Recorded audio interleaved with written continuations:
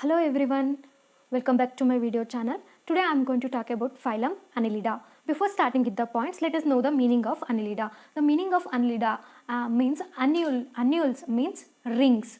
Okay, the body have a ring-like structure or they have segmentation. Okay, that actually means Annelida. Okay, and let us move on to the points here. Let us go for the first point. They are free living and some are parasitic forms, and they may be aquatic or terrestrial forms. Okay, they may live freely, or some are parasitic, means they depend upon the host organism for their survival, and they may be aquatic or terrestrial forms. For example, you can take an example of leech that is that lives in water, means that is aquatic forms. And coming to terrestrial, you can take an example for earthworm, that is actually from the terrestrial forms. These are the examples. Okay, that means that some are aquatic and some are terrestrial forms. And they have organ system of organization, means group of organs are gathered to form a organ system to perform a particular function. That actually forms the organ system. So annelid shows the organ system of organization. And these let us move on to the third point, which is important. And they are triploblastic. Triploblastic means they have three body layers. One is ectoderm, endoderm and mesoderm. They shows three body layers, that is ectoderm, endoderm and mesoderm. And they are bilaterally symmetrical. What is bilaterally symmetrical means when you cut a body into identical right and left arms by only one plane. It is possible by only one plane.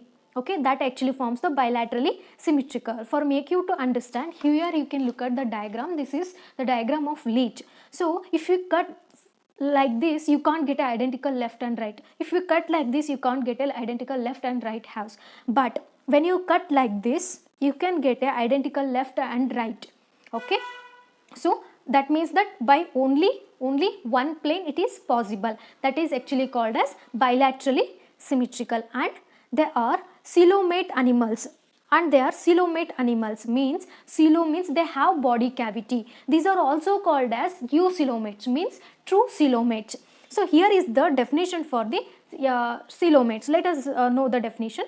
Coelom, what is coelom? A body cavity. It is a body cavity which is lined by mesoderm. Okay, or you can also define like this: a cavity present between a body wall and alimentary canal is called as coelom. So totally, what is coelom? Coelom means body cavity.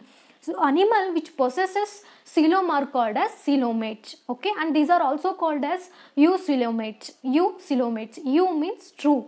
Okay, so example for this is annelids, mollusca, arthropoda, echinoderms, hemichordates and chordates. Okay, these are all examples for coelomates because they have body cavity. So here you can see this is the mesoderm, this is the coelom, means this is the body cavity they have. Okay, mesoderma, mesoderm means a cavity which is present between the body wall and alimentary canal. Okay, I hope you understood what are coelomates. Okay, let us move on to the next point, which is fourth one. The body is elongated, cylindrical and tapering at the both the ends. You can see here body is this is the diagram of earthworm. The body is elongated and which is cylindrical. Okay, body is elongated and cylindrical, and which is at the both the ends it is tapering. They have the tapering ends. You can see the diagram of leech also. They are elongated, cylindrical and they have tapering ends. And the most important in the examination they may ask, okay, what is that point is here? It is divided into number of segments or metamers. This is called as segmentation. They may ask what is segmentation or in which phylum you can find the segmentation. Okay, segmentation we can see in the phylum Annelida. So here you can see these are the segments, or it are also called as metamers. These are called as segments. These are also called as metamers. So this segment, and one more important point here I would like to mention is that these segments are both internal and external. So that means the segment is present both external and internal. Okay, that is called as metamerism, or it is also called as metameric segmentation. Okay, and let us move on to the one more important point, that is locomotion. What is locomotion? Means body. Locomotion means the organism is moving from one place to another place for in search of food. okay, or for any other activities. That is called, actually forms the locomotion, right? So how locomotion is going to take place in annelids? So in Annelida, locomotion is by chitinous setae or parapodia or suckers, okay. Here in this locomotion is going to take place by setae in case of earthworms, okay. These are called as setae, okay.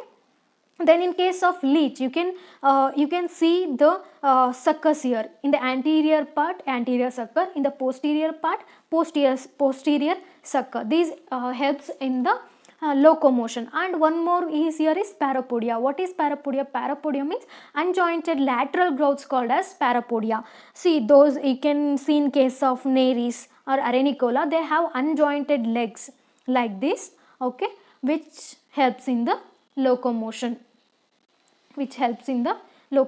Unjointed lateral growth are called as parapodia. And next, coming to the digestive system, they have complete digestive system, means they have two pores, that is one for the mouth, one acts as mouth, another one acts as anus. So that actually forms the complete digestive system. And coming to the respiration in case of annelids, it is going to take place by moist skin or through gills, okay. And coming to the excretion, in case of annelids, excretion is by nephridia. So you can see here in the diagram, everyone look at here, this is the nephridia fold. So nephridia are the excretory organs in case of annelids. And important point you can see here is that they are the first animals to have a closed circulatory system. So what is closed circulatory system? Means here blood is going to circulate throughout the body through the vessels or through the veins or through the arteries they have, okay. So what is open type of circulatory system? Here what open type of circulatory system means, the blood is going to have direct in contact with the tissues, okay. That is open type of circulatory system. But annelids shows the closed type of circulatory system. So what is closed type of circulatory system? Closed type of circulatory system is blood is circulating through the arteries, veins, okay. Means it is not, blood is not in direct contact with the tissues in case of closed circulatory system, okay. And blood, in case of annelids, blood is red in color because the presence of hemoglobin, which is dissolved in the plasma. And here the pumping organ is single heart, or they may have several heart, okay. Next one is nervous system, and nervous system consists of circumpharyngeal nerve ring and double ventral gangliated nerve cord, okay.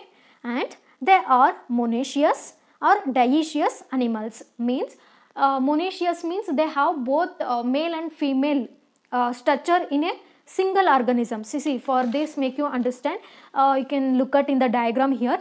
So you can see the female genital aperture, okay, and also male genital aperture. Means it is monoecious, means it is bisexual, okay, because single organisms have both male and female aperture, okay, or both male and female organ or structure. Thus actually forms, that is called as monoecious, or another name for this is bisexual. You have to remember these because in the examination they may ask, okay. And some may be dioecious, means they are unisexual, means female organism is different and male organism is different, okay. And fertilization is maybe internal or external, and development is direct or indirect, means development which may be without larval stage, that is direct development, or development may be indirect development, means with larval stage. If they have larval stage, they have a pre-swimming trochopora larva in their life cycle, okay. These are all few points on the phylum Annelida. I guess I have covered all the points which are very important for the examination.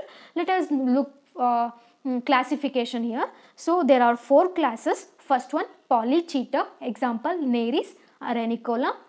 Second one, Oligochaeta, example Earthworm or Peritema postema. And third one, Hirudinea, example leech. The scientific name is Hirudinaria granulosa. And fourth one, Annelida, example Polygordius. Okay, these are the example, and this is the classification of the phylum Annelida, and I have displayed the diagram at the end of this video. You can watch all those diagrams which helps in for remembering it for a very long period, and which helps in identification also. And I hope this video is helpful for you all guys, and if you are new to this channel, please do subscribe to my channel, and if you like this video, please give it a thumbs up, and thank you everyone.